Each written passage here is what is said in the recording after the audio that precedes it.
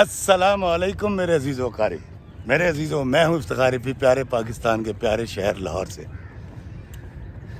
میرے عزیزو، غرض مند دیوانہ ہوتا ہے، مفاد پرست ہوتا ہے، ابن الوقت ہوتا ہے۔ غرض مند کو صرف اپنی غرض سے تعلق ہوتا ہے۔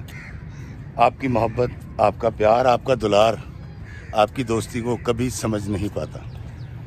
اسی لیے اس کی غرض پوری ہونے کے بعد وہ آپ کو ٹھڈا مارتا ہے اور آپ کی زندگی سے نکل جاتا ہے، اور پھر آپ ساری زندگی اس سے پہنچنے والا اخلاقی، روحانی اور مالی نقصان کا تخمینہ لگا کر اس کو کوستے ہیں اور بدوائیں دیتے ہیں اور روتے ہیں۔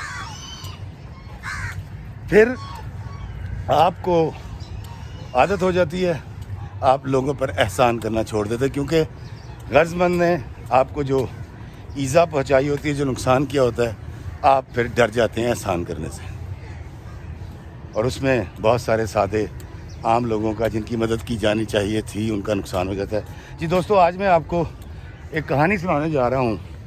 یہ کہانی ہے ایک لڑکے کی جس کا نام زاہد تھا، اور وہ زاہد جو ہے وہ اکاڑا کے قریب ایک گاؤں کا رہنے والا تھا۔ غریب بچہ تھا، ایم اے پاس تھا، خوبصورت تھا، جذبے تھے، اور اس کے کچھ دوست یو کے چلے گئے تھے۔ یہ 1994 کی بات ہے، 1994 کی بات ہے۔ زاہد چاہتا تھا کہ زندگی بنائے اور بہت کچھ کمائے، اپنے ماں باپ کو سہولتیں دے، اور اسی اثنا میں زاہد کی والدہ کو کینسر ہو گیا، اور پتہ یہ چلا کہ یہ پہلے سٹیج کا کینسر ہے، لیکن اس کے علاج کے لیے کم و بیش 10 لاکھ روپے ابتدائی طور پہ چاہیے۔ زاہد کے پاس پیسے نہیں تھے، مرتا کیا نہ کرتا، تھوڑی بہت زمین بیچی، کچھ پیسے ادھار لیے، اور کچھ کرا کے اس دور میں 94 میں ایک ایجنٹ کو 80 یا 90 ہزار روپے رشوت دے کر اس نے ایک 6 ماہ کا یو کے کا ویزا لیا، اور وہ جعلی فائل بنا کے ویزا لے کے اور وہ یو کے چلا گیا۔ دوستو، وہ وہاں چھپ کے کام کرتا رہا، بہت کم پیسے ملتے تھے، اس نے بہت کوشش کی 10 لاکھ جوڑنے کی، لیکن چونکہ جو لوگ اللیگل کام کرتے ہیں اس وقت ان کو شاید 1 یا 2 پاؤنڈ پر گھنٹہ ملا کرتا تھا میرا خیال۔ 6 مہینے پورے ہونے پر زاہد کے جو روم میٹ تھے، انہوں نے اٹھا کر ان کا سامان باہر رکھا، انہوں نے کہا بھائی جان آپ جائیں، آپ کے پاس کیونکہ ویزا ختم ہو گیا تو ہم کسی مصیبت میں نہیں پڑنا چاہتے۔ زاہد نے سامان اٹھایا، ایک پارک میں آ کے بیٹھ گیا، کچھ پیسے تھے جیب میں، جس سے کچھ پاؤنڈس تھے، اس سے اس نے ماں سے بات کی۔ اس دور کے اندر زاہد کی والدہ کو 10 کلومیٹر ٹریول کر کے اکاڑا شہر میں کسی ایک امیر کے گھر میں آنا پڑتا تھا، جہاں پہلے زاہد فون کرتا تھا، اور 2 گھنٹے کے بعد اس کی والدہ وہاں پہنچتی تھی، اور پھر اس کی والدہ سے بات ہوتی تھی۔ زاہد نے اس دن فون کیا ان گھر والوں کو، انہوں نے بلاوا بھیج دیا۔ زاہد کی والدہ تو نہیں آئی، لیکن زاہد کے والد آئے، اور انہوں نے روتے ہوئے بتایا کہ تیری ماں کی حالت تو بگڑتی جا رہی ہے بیٹا، تو ہی کچھ کر سکتا ہے اور کچھ کر۔ زاہد وہاں تکلیف میں مبتلا تھا، ویزا ختم ہو گیا بیچارے کا۔ زاہد نے ایک پارک میں بیٹھ کے رونا شروع کر دیا، لندن کے ایک پارک میں۔ دوستو، وہاں ایک بڑا ہی پیارا سا، سادہ سا، مونچھوں والا، شلوار قمیض کے اوپر جیکٹ اور گرم ٹوپی پہنے ایک لڑکا آ گیا، نوجوان تھا، زاہد کی عمر کا تھا 26-27 سال کا۔ اس کا نام تھا بھولا۔ بھولا بڑا اچھا تھا۔ بھولے کی شادی جو تھی وہ اپنی خالہ زاد کے ساتھ ہوئی تھی، جو یو کے کی جمپل تھی، وہ وہیں پیدا ہوئی تھی اور وہیں جوان ہوئی تھی، اور اس کی تعلیم بھی وہیں ہوئی تھی۔ دراصل بھولے کی خالہ لیبر ڈپارٹمنٹ کے اندر کام کرتی تھی، اور ان کی یہ بیٹی مریم جو ہے وہ PhD کر رہی تھی۔ اب جو لوگ اوورسیز ہیں پاکستانی، وہ جانتے ہیں اور اس بات کو سمجھ سکتے ہیں کہ جب ہمارے بیٹے یا بیٹیاں اوورسیز کے جوان ہو جاتے ہیں تو ہمیں بڑی فکر ہو جاتی ہے، اور ہم سوچتے یہ ہیں کہ اپنے ملک سے، اپنے دیش سے کسی اپنے رشتہ دار کے بچے کو یا بچی کو بیاہ کر لے آئیں جو ہمارا گھر سنبھال لے، ہمارے بچے کو سنبھال لے۔ تو مریم کی والدہ کا بھی یہ خیال تھا۔ اسی خیال کے تحت پیر محل پنجاب کا ایک علاقہ ہے، وہاں سے وہ بھولے کو بیاہ کر یو کے لے گئی تھی۔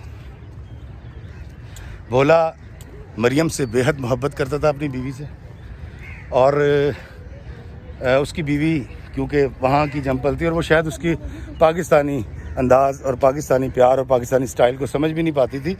اردو اس کو آتی تھی لیکن وہ بھولے کی محبت کو کبھی بھی سمجھ نہ سکی تھی. اس لیے خالہ بھی بھولے کی اور بیوی بھی اس پر حکم چلاتی تھی. بھولا خاوند تو تھا لیکن ساتھ میں گھر کا ملازم بھی تھا. وعلیکم السلام، کیسے ہیں آپ؟ خیریت سے ہیں؟ ٹھیک ٹھاک ہیں؟ ٹھیک ٹھاک. جی جی پلیز بنائیں. سوری. تھینک یو سلامت رہیں. تو دوستو، بھولے کی حیثیت گھر میں ایک نوکر، ایک شوہر، ایک ورکر کی تھی. اور سر میں ویڈیو کمپلیٹ کر لوں؟ میں بھی آ رہا ہوں. تو بھولے کی حیثیت ایک نوکر کی تھی لیکن وہ اپنی بیوی مریم سے بہت پیار کیا کرتا تھا. مریم ان دنوں دہشت گردی پر ایک تھیسس لکھ رہی تھی جس نے پی ایچ ڈی کے لیے سبمٹ کروانا تھا. تو اس دن جس دن پارک میں زاہد بیٹھا رو رہا تھا لندن کے کسی پارک میں، وہاں بھولا آ گیا. بھولے نے اس سے پوچھا بھائی کیوں رو رہے ہو؟ اس نے بتایا کہ ایسے ہو گیا، میرا ویزا بھی ختم ہو گیا اور مجھے 10 لاکھ روپے بھی چاہیے اور میرے پاس رہنے کو جگہ بھی نہیں. بھولے نے نیکی کی. بھولے نے کہا یار میں کوشش کرتا ہوں تمہارا ویزا ایکسٹینڈ ہو جائے، جو کہ ہو سکتا ہے 6 مہینے کا. اور اس قانون کا زاہد کو پتہ نہیں تھا اور وہ اس کو اپنی ساس کے پاس لے آیا. دوستو، بھولے کی ساس نے زاہد سے ملے. زاہد ان کو بڑا اچھا لگا. انہوں نے کہا جی بڑا اچھا بچہ ہے اور میں پوری کوشش کروں گی کہ اس کے لیے میں ایکسٹینشن کروا سکوں. انہوں نے اس کو کچھ دن اپنے گھر میں بھی ٹھہرایا زاہد کو. اور اسی دوران مریم سے جب اس کا انٹریکشن ہوا تو مریم کو وہ شخص اس لیے اچھا لگا کہ وہ بڑا ڈیسنٹ تھا، اچھی گفتگو کرتا تھا، پڑھا لکھا تھا، انگلش اس کو آتی تھی. اور وہ کیونکہ تازہ پاکستان سے آیا تھا تو وہ دہشت گردی کے موجودہ حالات سے بھی واقف تھا. دوستو، ایک ویزا ایکسٹینڈ ہو گیا. زاہد نے ایک اور جگہ پر نوکری کی. وہ وہاں سے بھولے کا گھر چھوڑ کے شفٹ ہو گیا اور پیسے کمانے کی دھن میں لگ گیا. ایک دن مریم رات کو گھر لوٹی تو اس دن مریم نے شراب پی رکھی تھی. بھولا پاکستانی تھا، مٹی رنگا تھا، ایک پنجابی تھا جس کی غیرت نے یہ گوارا نہیں کیا. اس نے اپنی بیوی کو جب سمجھانا چاہا کہ تم نے یہ غلط کیا ہے اور شراب تو حرام ہے، تو مریم نے بھولے کے منہ پر تھپڑ مار دیا. دوستو، مریم نے اس کو ہٹ کیا. بھولے نے انہوں کوٹ دیتا، جس کو پنجابی میں کہتے ہیں. پولیس آئی اور پولیس نے بھولے کو، یہ انہوں نے اسٹیٹمنٹ بدل لی لیکن پولیس نے بھولے کو علاقہ بدر کر دیا. انہوں نے کہا تم اس گھر میں نہیں آ سکتے. بھولا گھر جانا چاہتا تھا، پولیس کی قدغن کی وجہ سے جا نہیں سکتا تھا. یہ زاہد کے پاس چلا گیا، زاہد کے پاس ٹھہرا، زاہد کو رودا سنائی اور زاہد کو اپنا سفیر مقرر کر کے مریم کے پاس بھیجا. زاہد 4-5 بار جا کے مریم سے ملا، اس سے ریکویسٹ کی لیکن مریم کسی صورت مانتی نہیں تھی. مریم کا صرف ایک تقاضا تھا کہ یہ مجھے طلاق دے دے، میں اس کے ساتھ نہیں رہوں گی. یہ ایک ظالم آدمی ہے. وہ بھولے کی عزت اور غیرت اور محبت کو سمجھ نہیں پائی تھی. دوستو، زاہد بیچارے نے بڑی کوشش کی، بڑی کاوش کی، مریم نہیں مانی. ایک دن بھولا معافی مانگی گھر سے کیونکہ اس کے پاس باہر کے دروازے کی چابی تھی. وہ قانون توڑ کے اس گھر میں داخل ہوا. رات کا وقت تھا. مریم کو جا کے اس نے سمجھانے کی کوشش کی. مریم نے شور مچا دیا. بھولے نے اس کے نہ صرف منہ پہ ہاتھ رکھا بلکہ اس کو ڈراوے کے طور پہ وہاں ایک پڑی ہوئی چھری سے ڈرایا بھی کہ خاموش، اب مت بولنا. جب مریم خاموش ہو گئی، پرسکون ہو گئی، تو بھولے نے اس سے معافی مانگی. اس نے کہا مریم میں تمہارے بغیر نہیں رہ سکتا. اس نے اس کو اخلاقیات سمجھانے کی کوشش کی کہ شراب پینا اچھی بات نہیں ہے. میں تو ایک بہت بڑا خواب لے کر آیا ہوں پاکستان سے. اسی خواب کے تحت تمہاری خدمت کرتا ہوں، پیار کرتا ہوں، نوکری کرتا ہوں اس گھر میں، لیکن تم میرے پیار کو نہیں سمجھی. مریم اس کی بات سمجھ گئی. مریم کو اپنی غلطی کا احساس ہوا. مریم نے معافی مانگی. دونوں بہت دیر تک باتیں کرتے رہے. اس کے بعد مریم نے چائے بنانے کے لیے گئی اور باہر سے اس نے دروازہ لاک کر دیا. تھوڑی دیر کے بعد پھر پولیس آ گئی. دوستو، بھولے کو اٹھا کر اندر کر دیا گیا. بھولے کی ساس کی مداخلت پر چوتھے دن بھولے کو رہائی مل گئی. لیکن مریم کا تقاضا اپنی جگہ رہا. بھولے نے وعدہ کر لیا زاہد سے کہ مریم سے کہو کہ مجھے 10 لاکھ روپے دے دے، میں اس کو طلاق دے دیتا ہوں۔ زاہد بڑا حیران تھا، زاہد نے سمجھانے کی کوشش کی، بھولا نہیں مانا۔ زاہد گیا، مریم سے بات کی، مریم نے ہنسی خوشی 10 لاکھ روپے دیے اور بھولے نے مریم کو طلاق دے دی۔ دوستو، زاہد نے اس سے کہا کہ یار تم تو بڑے غلط آدمی ہو، تم نے 10 لاکھ روپے کے لیے اپنا پیار اور اتنی سارے تم دعوے کرتے سب قربان کر دیے۔ دوستو، بھولے نے وہ 10 لاکھ روپے زاہد کو دیے اور اس سے کہا جاؤ جا کے اپنی ماں کا آپریشن کرواؤ۔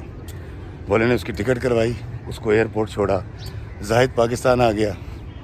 پاکستان سے کچھ مہینوں بعد خبر گئی کہ زاہد کی والدہ بالکل ٹھیک ہو چکی ہیں، ان کے کینسر کا آپریشن کامیاب ہوا ہے، اور بھولے نے اس بات کی لنڈن میں بیٹھ کر بڑی خوشی منائی۔ دوستو، بھولا بدل گیا تھا، بھولے نے مونچھیں داڑھی صاف کرا دی تھی، وہ ایک گورا بن گیا تھا، وہ اب انگریزی بھی سیکھ چکا تھا اور بالکل ایک دیسی ولایتی سٹائل میں رہنے لگا تھا۔ بھولے کو مریم کی بڑی یاد آتی تھی، جب مریم یاد آتی تھی تو اس نیکی کو یاد کرتا تھا جو اس نے زاہد کے ساتھ کی تھی اور اپنے آنسو پوچھ لیا کرتا تھا۔ بھولے کے پاس لنڈن میں رہنے کا اور جینے کا ایک بہت بڑا سہارا اور جواز یہ تھا کہ اس نے اپنی محبت تو قربان کی، لیکن کسی کی ممتا بچا لی، کسی کی ماں کی محبت بچا لی، وہ تھی زاہد کی ماں۔ دوستو، ایک دن بھولا وہاں ایک علاقہ ہے ٹریفیگل اسکوائر، اس کے پاس سے گزر رہا تھا تو ایک بلڈنگ سے اس نے پر نظر پڑی جس کی سیڑھیوں سے اس نے مریم کو اور زاہد کو اترتے دیکھا۔ مریم نے بڑا خوبصورت ایک چیسٹر پہن رکھا تھا، فر والا، اور زاہد اس کے ساتھ تھا اور دونوں نے باہوں میں باہیں ڈال رکھی تھی۔ اور مزے کی بات یہ تھی کہ مریم پریگننٹ تھی۔ دوستو، بھولا اس طرف بیٹھا یہ سوچ رہا تھا کہ یار ہے یا یار مار ہے، میں تے نیکی کیتی سی، تے ابن الوقت نکلیا۔ دوسری طرف جب زاہد کی نظر بھولے پر پڑی تو وہ تیزی سے گاڑی میں بیٹھا، مریم کو بٹھایا اور وہاں سے نکل گیا۔ لیکن زاہد جاتے ہوئے سوچ رہا تھا، اس کا نفس، اس کا تخیل، اس کا خیال اس کو یہ جواز پیش کر رہا تھا، یہ دلیل دے رہا تھا کہ یار مرتا کیا نہ کرتا، میری بےبے مرن والی سی، مینوں پیسے چاہیے سن، مینوں شہرت چاہیے سی، مینوں ایک آسان زندگی چاہیے سی، میں کی کردا؟ میرے دوست مجھے معاف کر دیں۔ اللہ ہمیں آسانیاں عطا فرمائے اور آسانیاں تقسیم کرنے کا شرف عطا فرمائے، آمین۔ السلام علیکم ورحمۃ اللہ وبرکاتہ۔